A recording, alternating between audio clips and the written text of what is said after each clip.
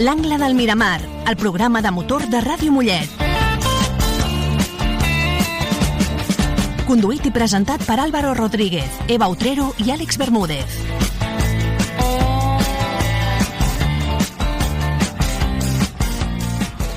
Molt bona tarda, dia o nit, amants del motor. Això és l'Angle del Miramar, en directe des de Ràdio Mollet, com de costum. El nostre 14è programa. Jo sóc Álvaro Rodríguez. Al meu costat m'acompanyen, com de costum, Eva Utrero i Àlex Bermúdez. A la part tècnica està el nostre enginyer de pista, el nostre spotter, el nostre tècnic Ivan Núñez. I avui tenim un convidat especial, el José. Molt bona tarda, José. Bona tarda. Si vols presento jo. Deixem a l'Eva que presenti. I és que avui el convidat una mica d'imprevist d'últim moment és el meu pare, es diu José, i és qui em va ficar a mi aquest fanatisme pel món del motor. Gràcies a ell, a casa meva tots els diumenges es veuen curses i no es pot fer res més que veure curses. És el més important. Així que aquí el tenim perquè ens doni una mica de joc a la tertúlia. Moltes gràcies per aquest adoctrinament, José. ¿Algunas palabras? Bueno, nada, que creo que ha servido de mucho el que haya dado esta idea a Eva desde hace años y tal, y bueno, creo que es una cosa buena lo que estáis haciendo aquí en la radio. Me siento muy orgulloso de que en Mollet haya una radio que hable de motor, porque nos hacía falta, y bueno, creo que vais en buen camino. Moltes gràcies. Àlex Bermúdez, bona tarda. Bona tarda, Álvaro, bona tarda, Eva, bona tarda, José, també als nostres oients que s'estan escoltant. Bé, doncs aquest cap de setmana també hem tingut Fórmula 1 i amb una victòria supèrbia de Carlos Sainz, Gran Premi de Mèxic. Carlos Sainz, que s'està despedint de l'equip Ferrari, però que sembla que es vol marxar per la porta gran de l'equip italià. El madrileny, que ha estat tot el cap de setmana en les posicions de cap, tant als entrenaments lliures, on va ser líder a la segona sessió, va fer una pole amb molta contundència el dissabte, i ahir diumenge va guanyar la cursa d'una forma igual de contundent, si bé va perdre el liderat temporalment a la primera volta, tot i que va ser una cosa excepcional. D'altra banda, la lluita pel Mundial doncs reviu una mica després de la segona posició de Lando Norris, això sí, precedida d'una lluita accidentada i molt controvertida amb Max Verstappen, que estava a la desesperada i que no semblava molt disposat a tenir una lluita neta amb el seu rival, i l'holandès finalment, que va rebre dues fortes penalitzacions de 10 segons cadascuna, 20 en total, i que el van condemnar a una petita remuntada fins la 6a posició final. Això deixa la diferència entre els dos primers classificats en 47 punts, amb 4 grans premis i 2 curses a l'esprint incloses. Encara va disputar-se i bé, després aprofundim més amb la cursa d'ahir i en l'anàlisi del Mundial. I Eva, sobre les dues rodes que ens has d'explicar així una mica per sobre el Mundial de les motos. Sobre les dues rodes? Sobre les dues rodes, aquest cap de setmana hem tingut el Gran Premi del Mundial de MotoGP al Chang International Circuit a Tailàndia. Hem viscut curses molt interessants i un cop més la climatologia ha sigut protagonista en aquesta part del món on tenim curses, i ha sigut la penúltima cita de la gira asiàtica i la penúltima del Mundial. I és que ara que ja ha finalitzat el Gran Premi de Tailàndia, que avui repassarem, només ens queden 2 grans premis, Malàisia i València. En un res desglossem tot el que ha passat a Tailàndia. Molt bé, ara entrem directament a les seccions, però abans hem de comentar que aquest cap de setmana ha estat un cap de setmana molt trist, sobretot pels que som culers, un cap de setmana dur en el que el Barça s'ha emportat una golejada del Madrid de 12-1 amb doble pòquer de Kylian Mbappé. Realment un partit que... Hòstia. No parlem dels gols, no? Crec que no. No, és que se m'ha traspapelat el guión. Ostres. Resulta que no eren 12 gols, eren 12 fores de joc. Hòstia.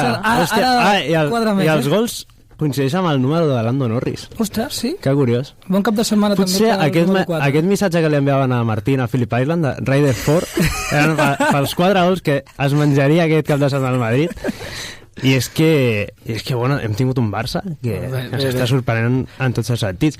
Hem de respectar també si tenim oients del Madrid, Perdoneu els oients del Madrid per això que acaba de dir l'Àlvaro. Però és que hi ha una cosa que és clara, i és que de perfil, de cara i d'esquena... Hansi Flick està que ho peta, fa oblidar l'examineta. Quin temazo, un temazo i que ens posa en la situació que tenim ara mateix. El Barça 6 punts del Madrid de la Lliga, líder. Bueno, jo ja sé que això no és un programa de futbol i de fet no sóc un gran fan del futbol, però sí que sóc molt fan de que perdi el Madrid i aquestes coses s'han de celebrar. Bueno, diplomàcia sempre, Diplomàcia amb el sempre, Madrid, sempre. A banda, i parlant de Madrid, també hem de donar una exclusiva sobre el Gran Premi de Madrid, que la donarem a la teva secció, Àlex. Vale, sí. I bueno, no farem més acudits ni xinxarem més als aficionats, o sigui, jo crec que ja està bé. Continuar donant bombos sobre això jo crec que està una mica fora de lloc. Sí, fora de lloc, no? Casualment. I bueno, ara ja sí que ens posem seriosos. Entrem sobre les dues rodes d'Eva Utrero.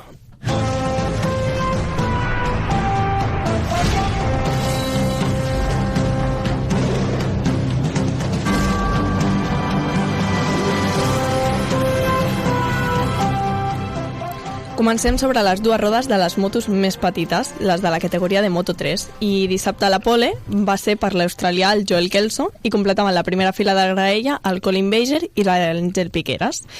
Diumenge a la cursa va haver-hi un intercanvi de posicions al cap de cursa entre Kelso, Alonso, Furusato i Beiger, 4 pilots que alguns acostumen a estar en els caps de cursa i alguns no tant.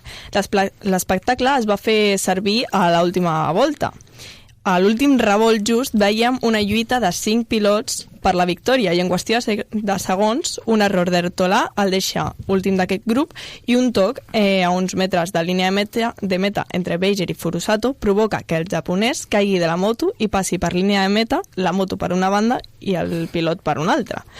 Una imatge que ja havíem vist al Mundial i on es va acordar que seria vàlid i que el temps el marcaria el que passés primer. Si passa primer la moto, la marca la moto, i si passa primer el pilot, doncs el pilot.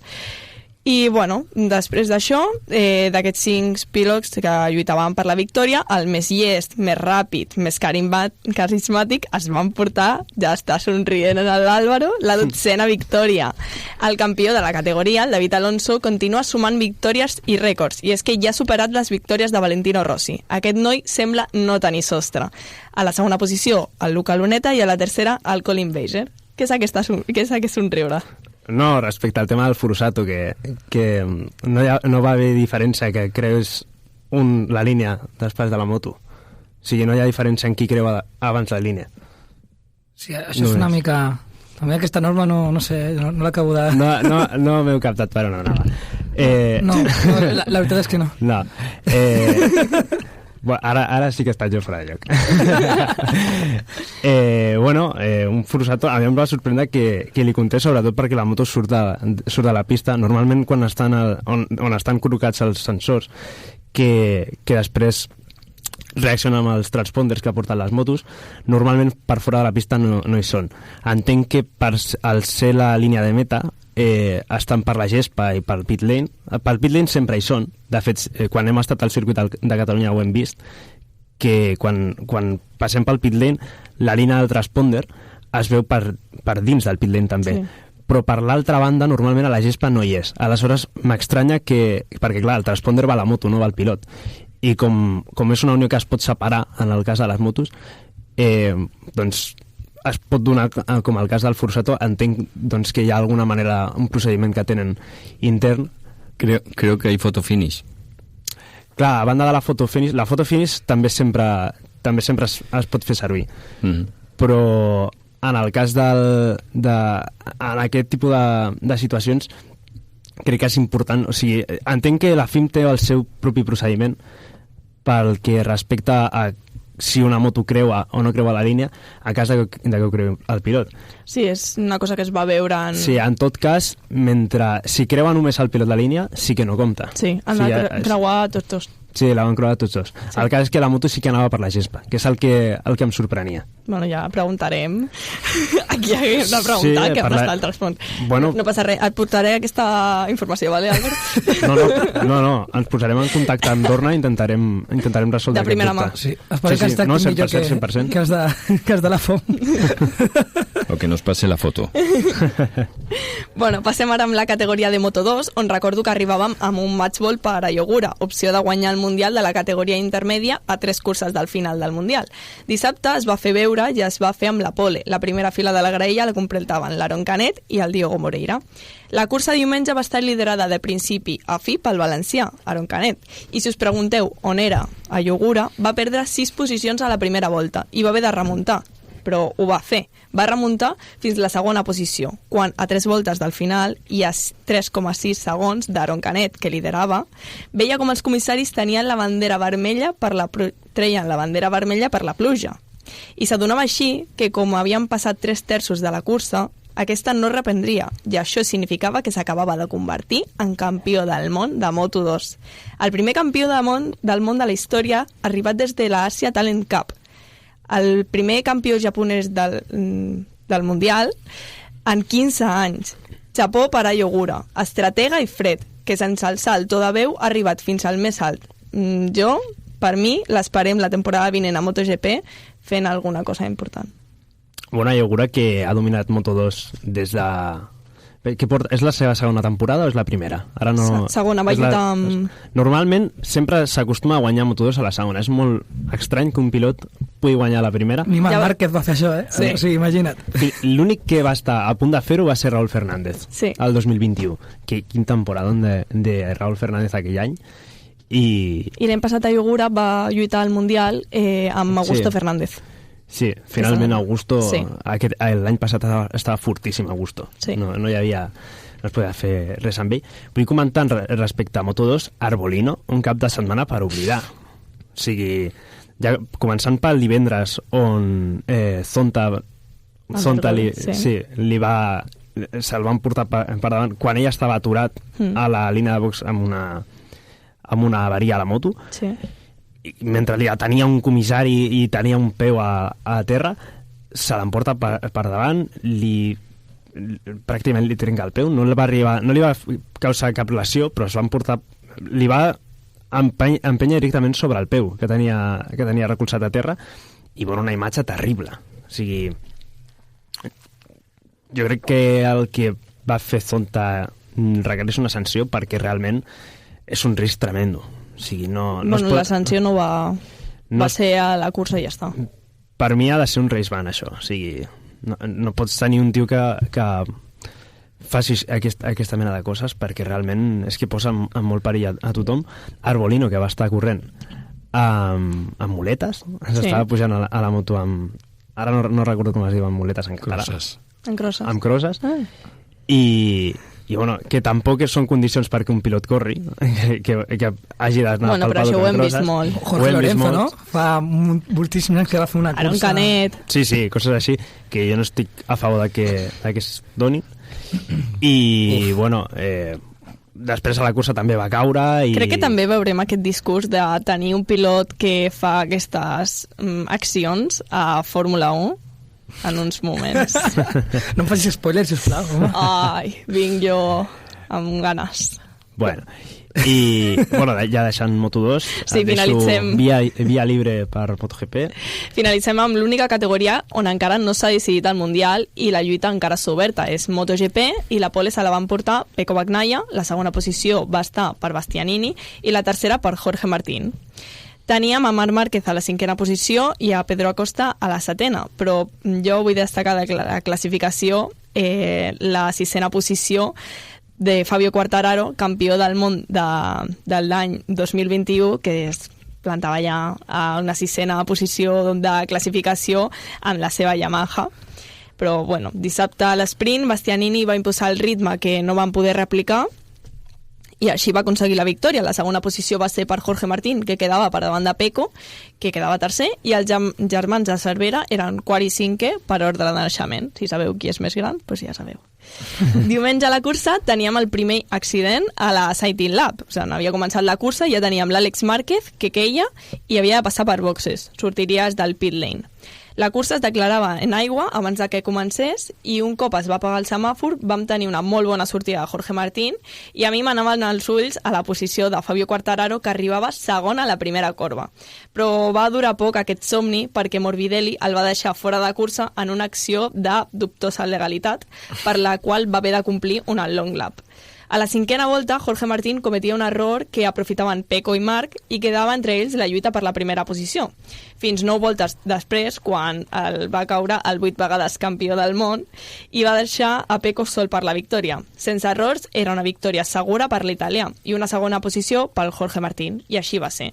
La lluita per la tercera posició va estar disputada entre Jack Miller i Pedro Acosta, que va haver de remuntar després d'una acció en què se'n va anar llarg. Una batalla entre el murcià i l'australià, on Pedro Acosta s'emportava la posició de Miller com la seva moto per la temporada vinent. I així quedava el podi. Primera posició per Pecco, segona per Jorge i la tercera per Pedro. Ara parlem de la lluita pel Mundial. Sortim de Tailàndia amb 17 punts entre Jorge, que és líder, i Pecco, que és segon. La lluita queda matemàticament entre els dos. Ja no pot entrar ningú més. I depenent del que passi a l'esprint, dissabte, a Malàisia, hi ha oportunitat de guanyar el Mundial aquest cap de setmana. És clar, només per part de Jorge Martín, que depèn de si mateix. Bueno, un Mundial que no està decidit, tot i que el dissabte semblava que sí, però el diumenge va semblar que no. De fet, les cares a Ducati el dissabte eren com... Funeral, Sí. Funeral als bocs de...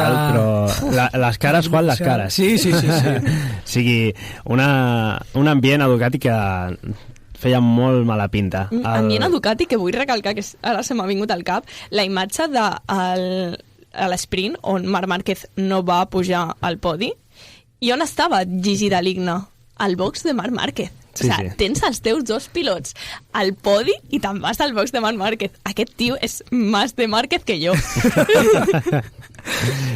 Més de Márquez que Jaime Alguersuari, no ho sé, perquè això ja són nivells. Perquè Jaime Alguersuari sí que es passa amb el marquezismo. El José Riu, ubiquem a Jaime Alguersuari en el marquezismo. Si algú llegeix els comentaris que fa el Jaime sobre Marc i sobre Pedro Acosta, la veritat que i no li falta raó, però molt fanàtic. El pare de Jaime Alguersuari Jr., que va ser pilot de Fórmula 1, de fet, i un geni del periodisme, realment. No crec que estigui escoltant el programa, però li enviem una salutació. Per si de cas. Sí. Per si de cas, totalment. Es que a ver, el que es fan del motor tiene que ser fan de la gente más puntera que hay. Da igual de qué nacionalidad sea. Sí. Y resulta que, pues, obligatoriamente en las motos tienes que reconocer que Márquez es lo mejor que hay ahora mismo. No tiene rival. Está con una moto del año pasado, haciendo lo suyo con las motos de este año, de las mejores motos que hay, que son Ducati. Les está poniendo el dedo en el ojo a los demás. A ver, debería de ser imposible que les ganara, y lo ha hecho en varias ocasiones. A ver, no hay color. De fet, en els anys anteriors sempre han tingut batalles entre la 21 i la 22, batalles entre la 22 i la 23, amb victòries de la 22 i victòries de la 21, perquè el Bastianini, el lloc de treball que es va guanyar a Ducati oficial, va ser gairebé arruïnant-li el Mundial del 22 a Bagnaia, que, Bagnaia estava agafant el Quartararo, però tenia un defensor que semblava un defensor del Quartararo, semblava el segon pilot de Yamaha, que era Enea Bastianini, que és que li feia la vida impossible. O sigui, una cosa que no era comprensible de cap manera, perquè el 23 i el 24, que hi ha una baralla entre el Martín i el Bagnaia pel Mundial, és normal. O sigui, és una cosa que es pot donar. Però quan una Ducati oficial està intentant guanyar una altra moto, el que no pot ser és que Ducati es llenci pedra sobre el seu propi taulat. I és el que està passant. El 23 semblava que passava, el 24 més o menys, però és que el 22 era una passada. O sigui, tenies el Bastianini sempre allà a sobre del Bagnaia fent-li la vida impossible. I semblava una cosa, és que semblava que no volguessin guanyar el Mundial. O sigui, directament. És el que té també que a MotoGP el que van ser les satèl·lits siguin equips independents i que van com molt a la seva bola, no?, respecte als equips oficials. Jo penso també és per això. Sí, però s'ha de tenir en compte doncs el que respecta... O sigui, contra qui estàs corrent? Si ja és... Compte que hi ha sirenes aquí, no? Tenim una sirena aquí. Hay invasión zombie, no nos hemos enterado. No sé si tenim un foc o algo a l'edifici. Ivan, tot bé? És normal l'alarma? Sí? Vale. Ja parat. És la primera vegada que ens passa. Bueno, disculpes al públic, això és... Sí. Això és, és que no et podia riguroso directo. No et podia escoltar ara l'alarma aquesta i no... Sí, a mi també m'ha desconcentrat una mica. I això que... Semblava que Ducati no tenia les coses clares, que a qui havien de guanyar era Yamaha. Ara que ja són els millors, que ja no hi ha rival, ja no hi ha més motos que puguin lluitar pel Mundial, doncs ara sí que poden barallar-se entre ells, i si guanya una satèl·lit és igual. Sobretot si és una 24 que és moto oficial també. El que jo vull comentar sobre Márquez... Perdó, Eva, t'interrompé. No. Ah, vale. És que a mi em sembla que des de fa un parell de carreres que para, Márquez ha hagut de fer servir mapes motors molt més tranquils. O sigui, després del motor trencat a Indonèsia, que es va cremar la moto sencera, a més, han hagut de tallar una miqueta la potència de la seva GP23 perquè, bueno, veiem que a les rectes que no pot fer res amb les 24. Ja, és una imatge que fa molta ràbia. Fa ràbia, però, bueno, jo crec que és necessari perquè al final no arriben, o sigui, no arriben al final del Mundial a aquest ritme. Esto ya lo dijeron. Sí que es cierto que cogieron en Ducati, les cortaron un poco a las 23 para que no tuviesen este problema de rotura de motor como tuvo Márquez. Entonces todo esto se ha visto muchísimo más en todos los pilotos que llevan 23 que no son Márquez que en el propio Márquez. Sí. El propio Márquez, si te fijas, dices, le falta algo a la moto, pero está ahí. Es por esto que digo que es un piloto especial. A los demás les han cortado igual en la 23 como a él, y lo de los demás pues se nota mucho más. Sí. Están muy, muy para atrás. No... Sí, també, sobretot, una de les coses que més afecta a la velocitat a final de recta normalment és com traccionis, com surtis de la corba. Per tant, el Márquez sempre ha estat sortint millor amb la 23 i, de fet, semblava durant una època de l'any que es comentava bastant que semblava que la 23 sortia millor de les corbes que la 24. No era Márquez. No eren les fletxes, era l'Índio. Era l'Índio. Sempre sé que per la telemetria ha sigut el punt diferencial pel qual es van decidir a fitxar Márquez a l'equip oficial per l'any que ve. Sí, que les 23 és que estan un món. O sigui, realment si has sigut capaç de fer el que ha fet aquest any amb la 23, amb la 25... i amb les mateixes armes que tindrà Bagnaia, jo crec que... Compte l'any que ve, És que està fent que parlem d'ell en comptes de parlar de Pecco i Martín, que s'estan jugant un títol a 4 curses perquè 2 són sprint. Jo crec, vaig dir la setmana passada, jo crec també que somien tots dos amb on estarà Márquez en les seves batalles, perquè depenent de Márquez pot fer molt per la batalla entre el Mundial. Bueno, això potser el perjudica ara mateix més a Pecco que a Martín. Sí, és una pressió extra, perquè el Martín, com té una altra arma, ell pot fer-se la Aprilia al seu gust, i és capaç de tenir la seva Aprilia i estar en un món aïllat. Però el Bagnaia està condemnat a abordar la mateixa moto que Márquez. Sí. I aquest sí que és un factor diferencial. I a guanyar aquest any al Mundial, perquè es presumeix que potser l'any que ve això el guanyarà Márquez, i si Bagnaia no guanya aquest any al Mundial, veurem l'any que ve aquesta càrrega de pressió extra que portarà, perquè li pot passar factura. Vosaltres penseu que si Jorge Martín no guanya el Mundial aquest any amb una Ducati, però no és Ducati, és Pramac, guanyarà algun Mundial? Bueno, a veure, es una pregunta en malicia aquesta, ¿eh? Sí, es una pregunta que para la gente de la calle, como yo, no. Seguro que no. Yo voy a pensar que sí, pero no. Yo diría que no, porque, a ver, Martín es muy buen piloto, pero necesita una muy buena moto para poder ganar un Mundial, como está haciendo este año, que yo creo, esto es una opinión, yo creo que lo va a ganar él. Porque creo que sí.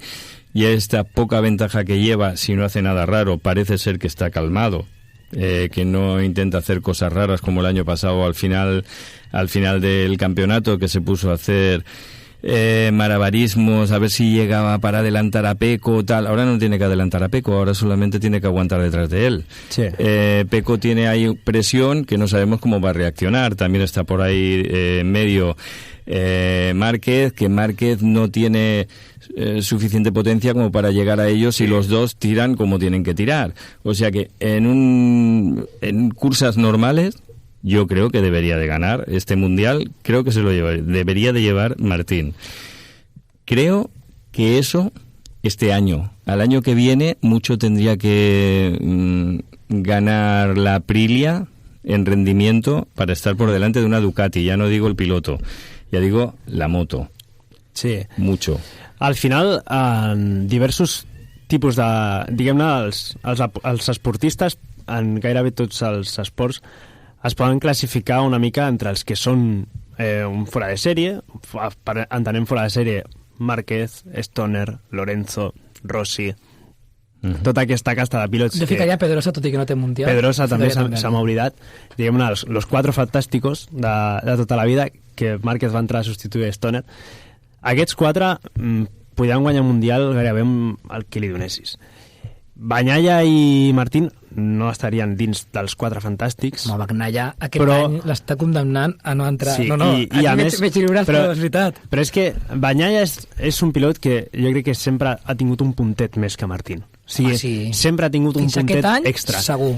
Però què passa? Que quan hi ha un pilot que no és potser per talent o per velocitat pura, perquè realment els pilots moltes vegades no són una qüestió de...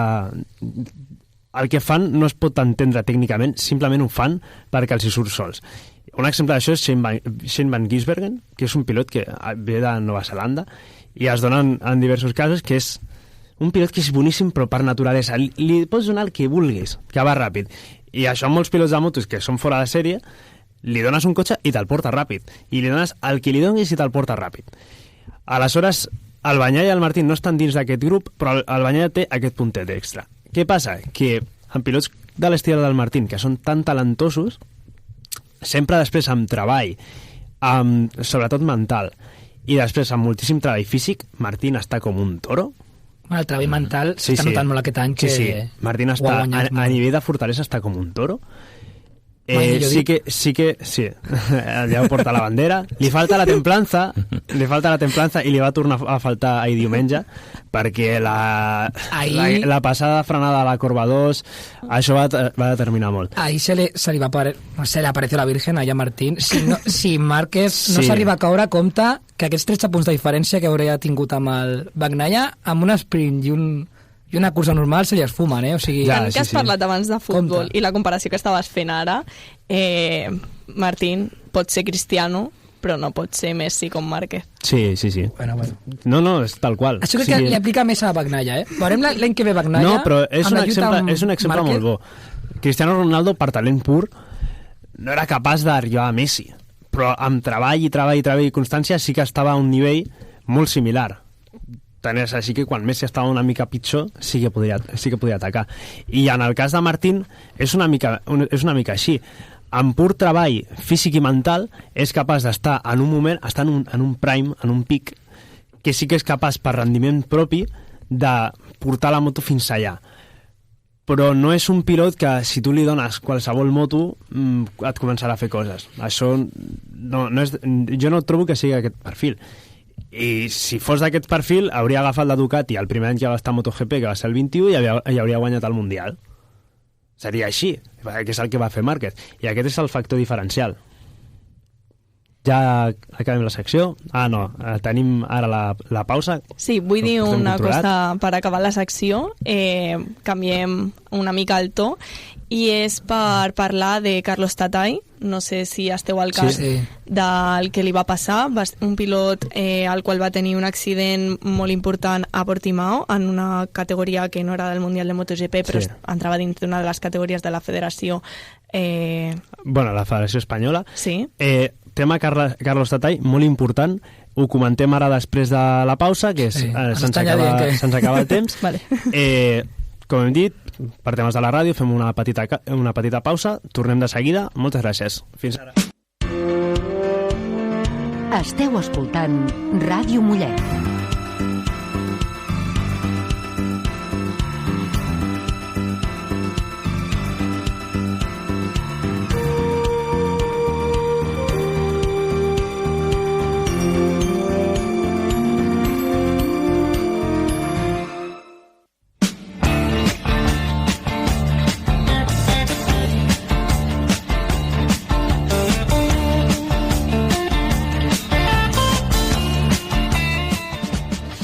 Molt bona tarda, som aquí a l'Angle del Miramar, som Back in Black, estem de tornada aquí amb la secció que hem deixat a mitges, la de les captures minoritzades. Comentàvem tema de Carlos Tatay, a part tancar. Eva, ens comentes? Sí, bueno, està posant en situació del cas de Carlos Tatay, un pilot que estava al Mundial de MotoGP, i va córrer una cursa que no era el Mundial de MotoGP. Sí, eren les Moto2 del FIMSE Repsol o del Junior GP, sí, a Portimao. A Portimao. I bueno, va patir una caiguda terrible a corba 1, a la frenada va perdre la moto al primer toc de fre. A 260 km/h. Sí, i bueno, no hi havia airfence al final de l'escapatòria, va estavellar-se amb el seu propi cos contra la barrera, que en aquest cas era de pneumàtics, perquè, com he dit ara fa un moment, no hi havia airfence, i bueno, va patir una lesió medular, sí, de la qual no ha rebut resposta per part de la federació ni valenciana ni espanyola. Això ja va passar fa temps i ja veníem amb el cas Tatay, jo creia que tots estàvem assabentats de què passava, però ningú parlava, i Federació Espanyola, Federació Valenciana... Sí, donaven llargues. Donaven llargues, no... Sí, no els interessava, tot i que havia pagat Carlos Tatay.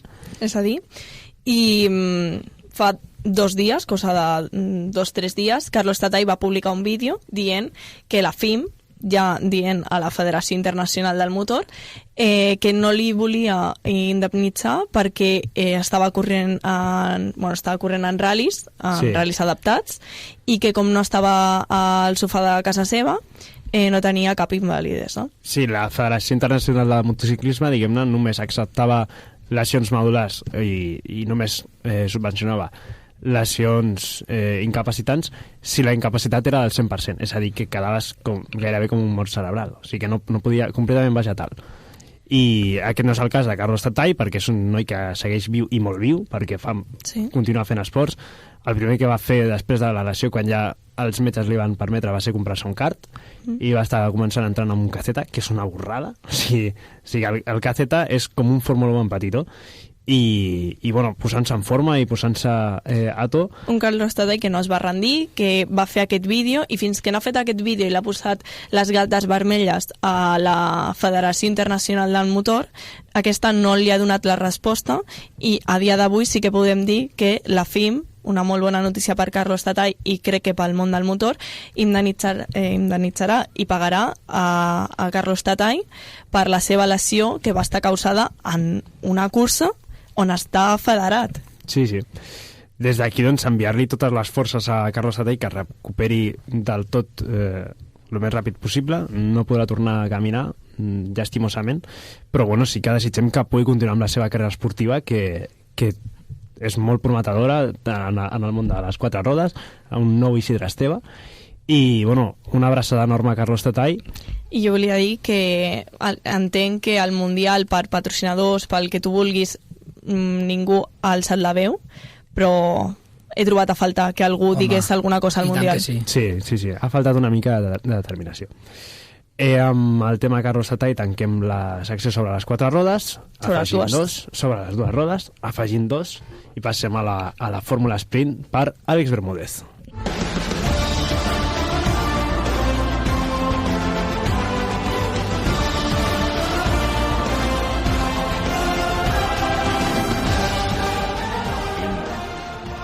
Bé, doncs cap de setmana molt... Bueno, jo diria que fins i tot històric per l'automobilisme espanyol. Cada victòria que hi hagi a la Fórmula 1 és històrica per aquest país, on... Bé, recordem que hem estat molts anys sense victòries. Ara sembla que... Bueno, l'any que ve sembla que no en tindrem cap d'una, llavors les hem de gaudir especialment totes. Victòria de Carlos Sainz al Gran Premi de Mèxic, una victòria, com ja hem dit, contundent. Hem de dir que va perdre el liderat a la primera volta, però això va ser una cosa excepcional, i bé, doncs he tingut aquí un moment de confusió. És que avui estem tenint molts problemes, tenim una alarma, després els cascos ens han deixat de funcionar. Això passa de tot. Bé, primer anem a recapitular com teníem la graella, sobretot a les primeres posicions, que és el que més ens preocupa. Carlos Sainz, com hem dit, va fer la pole position, una pole on li va treure doncs, una avantatge de més de 2 dècimes a Max Verstappen, una volta molt imponent, i que ja semblava, doncs, també hem dit que el divendres ja estava Sainz a les 3 sessions a dalt, semblava que era el favorit per la pole, però a mi em va sorprendre aquesta pole position amb tanta autoritat de Carlos Sainz. Segon va ser Max Verstappen, es va treure de la màniga una volta sensacional amb aquest Red Bull que, bé, hem de dir que el seu company va ser 17è, va caure límit a la Q1, Max Verstappen va ser segon. Tercer va ser Lando Norris, anem a donar un altre pal, en aquest cas el company de Lando Norris, Piastri va ser... amb els números tinc un problema, Bueno, va quedar a la posició 16, també va ser límit a la Q. Quart va ser Charles Leclerc. Carlos Sainz, que recordem l'any que ve es marxarà a Ferrari, li va treure 3 posicions d'avantatge a Charles Leclerc, que va ser quart i va acabar a més a 3 dècimes. Cinquè va ser Russell i sisè va ser Hamilton, precisament el company de Leclerc i el que heredarà aquest seient de Carlos Sainz la temporada que ve. La cursa que començava amb un Max Verstappen molt agressiu, fins i tot accedir al límit potser, massa, fent fora de pista Carlos Sainz, que doncs va retallar aquesta primera chicane, li va recuperar la primera posició, però va decidir que millor seguir-se-la a Verstappen per no tenir possibles problemes en forma de sanció. Verstappen es col·locava primer, segon era Carlos Sainz, i bé, teníem un safety car a la primera volta amb un incident de Yuki Tsunoda. Per ser a la sortida també teníem 5 segons de sanció per Checo Pérez, que ja començava molt endarrere i va tenir doncs, una sèrie de problemes que li van impedir... Sí, no es va col·locar bé a la casella de sortida. Sí, bueno, li van donar un fals start, no? Suposadament... Sí, bueno, es va passar de la línia, diguem-ne. No es va saltar la sortida, sinó que es va quedar per fora de la casella. Ja sabem que a la FIA són molt estrictes amb aquestes coses, amb unes altres doncs no tant. Després doncs, vam tenir safety car, com bé hem dit, es va rellençar la cursa, Verstappen ho va fer molt bé, va aguantar la posició de Carlos Sainz, però això va durar qüestió de 3-4 voltes.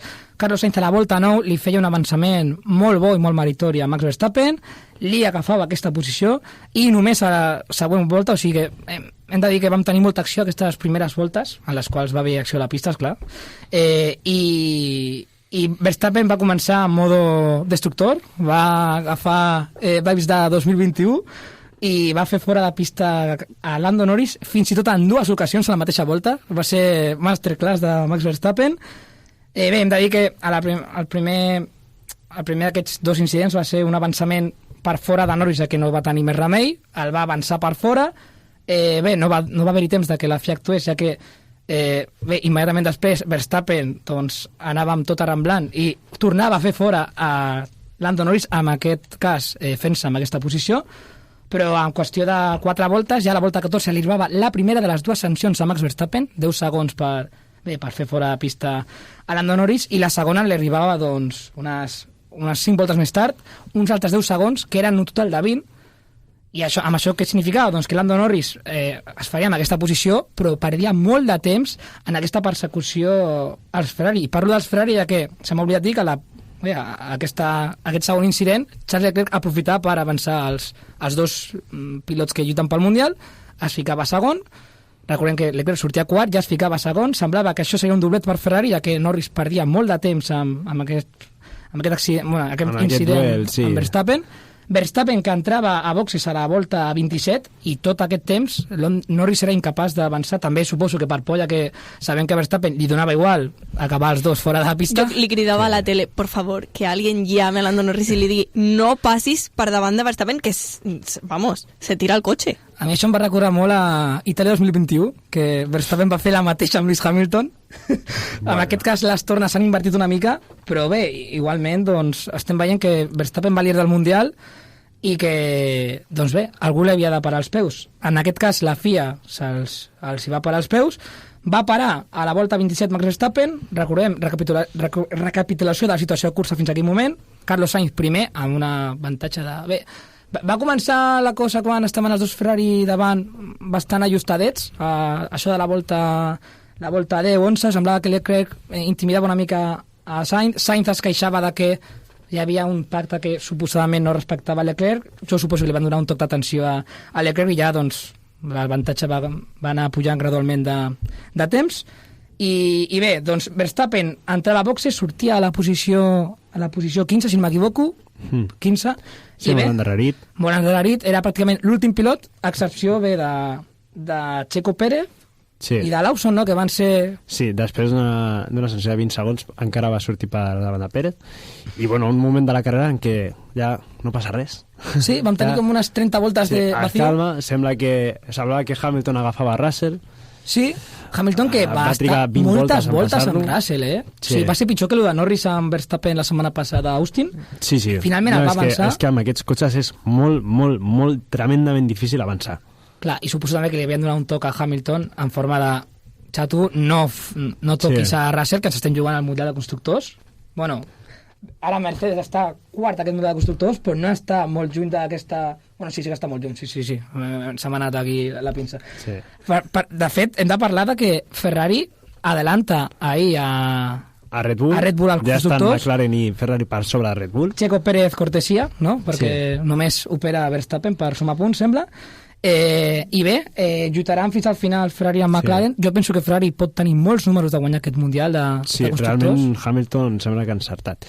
I bueno, ja de cara per tancar la cursa, de cara al final, doncs un Charles Leclerc que es quedava sense gomes. Semblava que podia acabar segon, però Norris, un altre cop, això també va passar a Austin precisament, que aquest segon stint sembla que de cop agafa un ritme als McLaren, sobretot Norris, i bé, doncs finalment a la volta 63, després d'una pressió, no va estar molt temps, ja sobre un parell de voltes, és que va començar a perdre temps amb Sainz, li va agafar Norris, a sobre es va trobar doblats i a més que li van fer perdre encara més temps. Sí, els doblats ahir van tenir un paper... I a l'última corba del circuit gairebé s'estavella, gairebé té un accident. Va fer una salvada molt bona. Va perdre una posició, però va salvar el podi i punts molt valiosos per l'equip Ferrari que li poden... I fins allà la lluita entre Norris i Leclerc. Leclerc va entrar allà per canviar, per fer la volta ràpida. Tenia parada gratis perquè els Mercedes estaven a 30 segons de Lando Norris i de Leclerc. Mercedes, que ara mateix és jo crec que és el quart cotxe... Tenim la dubte amb Red Bull, no? Perquè Red Bull no podem saber on col·locar-lo, però sembla que dels equips del cap s'ha despenjat en ritme de cursa ho passen malament. Tenen dies també. Dies. I de fet... Veurem Brasil, que Brasil és un circuit on últimament ha anat força bé. Veurem si aquest any... Sí, tots els anys han anat bé a Brasil.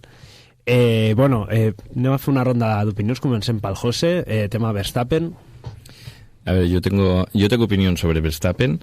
Es un piloto que a mí me gusta como pilota, es un tío que lo que hace con el coche no lo hace cualquiera, pero le pierden las formas totalmente. Cuando tuvo que luchar anteriormente con Hamilton y tal, mira que Hamilton no es un piloto que me caiga tampoco muy bien.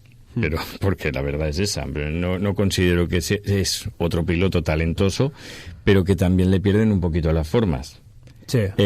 Verstappen las perdía totalmente, que decía yo, uy, pobrecito Lewis, que esto no se lo está haciendo bien, pero es que ahora... ¿Y a Silverstone 2021 también?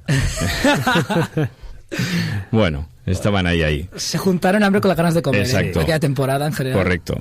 Pero bueno, visto lo visto, ahora mismo va por delante en el Mundial, hay gente que viene por detrás apretando y tal, y no es capaz de reconocer que su coche no da para más. O sea, es un tío que si mi coche no entra, yo no es que lo haga entrar, es que saco al otro. Esto no puede ser. Mira, yo no soy piloto, ni mucho menos, soy un aficionado, me gusta correr con cars, cuando voy por ahí con los amigos y tal, y no tenemos unas normas escritas, tal, no sé qué, pero bueno, siempre hay una norma. Si dos entramos en una curva y uno va un poquito por detrás, pues tiene que levantar el pie del acelerador, porque si no, eso se acaba con que los dos estamos fuera. Sí, o encara que no vagi per davant, que no foti l'altre a fora. Correcto. O sea, yo no puedo... exactamente, hay que respetar. Sí. En el motor hay una cosa que es el respeto, que si no lo hay, todos nos vamos fuera, no se acaban las cursas. O sea, es que no hay más. Sí. El que él no tenga miedo a un accidente no quiere decir que los otros no tengan miedo tampoco, ¿eh? O sea, es que no tienes que tener miedo. Ninguno de los que hay ahí tienen miedo. pero sí respeto por los demás, respeto por las marcas y no respeta nada. Verstappen. Dicho esto, sí tiene mucho talento, pero solo cuando va por delante y destacado es cuando no tiene problemas. En cuanto tiene presión de alguno, Verstappen deja de ser un favorito. No es un piloto que se merezca lo que tiene ahora mismo para ganar el Mundial. Eva, opinió sobre Verstappen? Molt contundent. Sí, ha sentado cátedra, ¿eh? Sí. Bueno, porque es mi padre, pero también diría padre. Jo opino que, el que he dit abans, Verstappen es passa moltíssim amb aquestes accions. La FIA, jo em vaig assombrar de que tingués aquestes sancions, en plan, jo pensava que no tenia sancions la FIA. La segona em va sorprendre. Jo penso, amb 10 ja potser... Sí. Ficaran una i la segona ja passaran. Però ahir van estar. Crec que ho van fer molt bé la FIA, per primer cop crec que diré això, i una lluita pel Mundial que és que m'agradaria que fos més lluita. Bueno, això també s'ho has de dir a Lando Norris, que sembla que ha estat treballant perquè no hi hagi lluita fins a final de temporada, no? És allò el que volia comentar, de dir, Lando Norris algú el despertarà. Se m'ha oblidat dir que ahir va ser, crec, ha sigut la cursa que més punts ha retallat Norris a Verstappen. Però per un error de Verstappen. Sí, clar, si és per Verstappen, potser haurien acabat tercer-quart o segon-tercer, però és veritat que no hi ha diferència. Això és el que volem a MotoGP, batalles cos a cos de Pecco i Martín, no a tal nivell, per favor, que no són... No, clar. Però és que aquests... No sé, a veure, sembla, és veritat que hi ha molta igualtat de categoria. Veurem l'any que ve ja es manté, perquè l'any que ve pot ser una temporada espectacular. Amb canvi de normativa present acostuma a mantenir-se bastant i de fer a costar-se una mica més. Ràpid, Àlex, opinió tema Verstappen-Norris. Jo penso que fins i tot la FIA ahir es va passar amb el temps de sanció, però sí que opino que és com una mica de... com l'àrbitre... Claro, com una tarjeta muy pronto, ¿no? Sí, que no treu la vermella quan l'ha de treure i després per compensar una miqueta. Te quiere compensar. Compensa el de l'altre dia d'Austin, que va ser vergonyós, que sancionés a Norris va ser vergonyós, i també penso que això a veure si fa que Verstappen, que jo penso que és la intenció de la FIA, que d'ara en endavant Verstappen no es passi tant amb aquestes accions on ha de respectar més al rival. Sobretot Norris, clar. Passo a la... Sí, ja parlarem la setmana que ve, que també tenim per ser cursa, Sí, Gran Premi de la República Argentina, vull dir del Brasil, però que més o menys anirà per allà. 50-50, anirà per allà. Segurament veurem més banderes argentines. Tema Verstappen. Jo crec que Verstappen fa bé, ara mateix. Fa bé perquè està posant en evidència el que s'ha permès des de l'any 2019, 2000, el que se t'acudeixi que està passant a la Fórmula 1, que és la ciutat sin ley. O sigui que... I no sé si va per aquí, però també... La ciutat del respeto. Ciutat del respecte no. Ciutat del respecte no, perquè això ja no passa. Aquesta ciutat no existeix. No. Cuando no hay respeto se necesita la ley. Sí, però és que llei no hi ha hagut mai. O sigui, quan va entrar Michael Masi com a director de cursa, el primer que va passar el 2021 va entrar el 2019. 2019-2020 va ser anys medio tranquilitos. Bueno, tampoc va haver al Mundial, clar. 2021, primer Gran Premi de Bahrein. Hamilton surt de la pista 29 vegades a la corba 4. Verstappen avança a Hamilton a la corba 4. Està per sobre d'ell al vèrtex, Hamilton el fa fora de pista, quan ja està Verstappen per davant, i fan a Verstappen que torni a la posició. Aquí comença la bola de neu. Comença la bola de neu i Verstappen diu, vale, ok, ya veo por dónde vamos. Arriba a Imola. Es fica per l'interior a la corba 1 a muerte, guanya Imola. Continua. Arribem a Silverstone. Ho tinc en compte, Ivan, que ens comenten el temps, que anem una mica més temps. No, sí, dona temps. Arribem a Silverstone, ja tenim lo de Hamilton i ja comença la guerra. I des d'aquell any ja no hi ha cap mena de llei a la Fórmula 1. Cada vegada aquesta norma absurda del que està por delante en el vértice... Aquesta norma és una barbaritat. S'ha acabat. I clar, Verstappen diu, pues, si por esto nos regimos, pues, Castilla, claro. És tan ridícul que el que és el pinacle del motoresport, permeti una cosa així, que Verstappen diu, pues mira, si aquesta és la norma, pues correm així. Jo estic d'acord, que si la norma és aquesta, I jo ho crec que deixen fa bé. evidència. I jo crec que fa bé. Però clar, és un pilot que està quedant molt malament, la seva imatge està... Vosotros habéis visto, por ejemplo, entre Checo Pérez y Fernando Alonso, una batalla que tuvieron no hace mucho, sí. Que había esta misma norma, pero había respeto. Claro. Quedó delante uno, el otro quedó detrás y no hubo ningún toque, se respetaron, dieron espectáculo a tope y no hizo falta que nadie les corrigiera. Ja, pues sí, esto es lo que le falta a Verstappen. Sí, però és que si tu no tens... El problema és que si tu no tens a la direcció de cursa una sèrie de comissaris que siguin constants, que sempre sancionin quan han de sancionar i que sancionin de la mateixa manera, és a dir, que no fiquin una cacicada un dia i l'altre dia fas el mateix i no passa res. Bueno, allà en blau aleshores pot haver un respecte, però si no hi ha mai una consistència, mai pot haver respecte, perquè mai saps on està el límit. A Verstappen li és igual on està el límit, però en aquest sentit, doncs, passa directament. Ell vol guanyar, i un dia el penalitzen i un altre dia no. Bueno, anem ja que... Sí, comento, no posem ni la intro perquè no ens donarà temps, categories minoritzades. A la NASCAR vam tenir victòria de Tyler Reddick, doble avançament a l'última volta a Denny Hamlin i a Ryan Blaney. Es classifica directament a la Final Four al Tyler Reddick, com ja vaig avançar fa una setmana, carrerón a Homestead. Sempre s'ha de veure la cursa de la NASCAR a Homestead. Ho vas fer, Àlex? No vaig fer, però és que vaig molt malament de temps. Aquesta setmana, moltes coses. Va començar una hora i mitja abans que la Fórmula 1 i va acabar després de la Fórmula 1. O sigui, va ser una cursa llarga, també, com acostuma a passar a la NASCAR. I, bueno, un Tyler Reddick que es classifica directament i ja només queden en 2 puestos per la Final Four que es decidiran aquest cap de setmana a Martinsville. Vam tenir freca a Monza, poles de Wochuku i Teofil Nael a les carreres 1 i 2 respectivament, i victòries per Hugo Chuku i Rafael Camara. També hem tingut a València FIA Motorsports Games, que són com les Olimpiades al motor. Mola molt això dels Motorsports Games. Espanya s'ha portat 18 medalles i ha guanyat la totalitat ha guanyat aquestes Olimpiades. Enhorabona, Espanya. No ens dona temps a repassar els resultats, però si diem els sorts: hora Fórmula 4, hora Carcross Carmini, hora Rally 2 Gravel, hora Rally 4 Gravel, hora Rally 2 Tarmac i hora Rally 4 Tarmac.